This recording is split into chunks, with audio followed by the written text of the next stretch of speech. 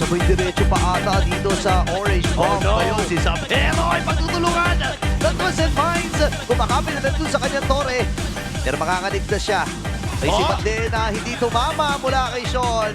Si Ryzen doon, ang napakaganda ng stun na nanggaling dito mula kay Perks. Pero ito na, si Sabero! Okay, Mountain Shocker na bata agad! Na pinapalan ng mga pana dito si Netsky. Sabero! Ina-outplay! Umabot yung pana! Net! Twisted Minds, pero so far maganda ang unang ikot ng Twisted Minds. Nakahanap ng dalawa! Aray ko po, nakuha din ata. Oh my goodness!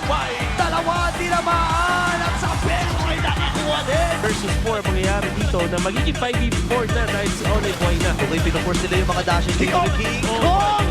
Siya ay mabibigyan dito ng Twisted Minds. Wala ang jungler for the next 35 seconds. Pero nakakabawi si Sabero. Tamang sibat. Lanso ni Diretso sa Showing attack doon.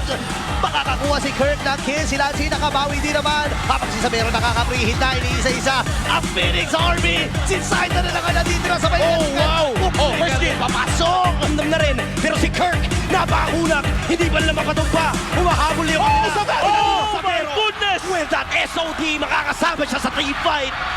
And mukhang iniisa-isa na ang Team Falcons at si Sabero pa ata ang bida sa pagkakat. Takas din naman doon si Brusco. Di pa niya man nagamit yung flicker niya, so maganda pa rin. Pero Sabero! tumakbo yung si Sabero.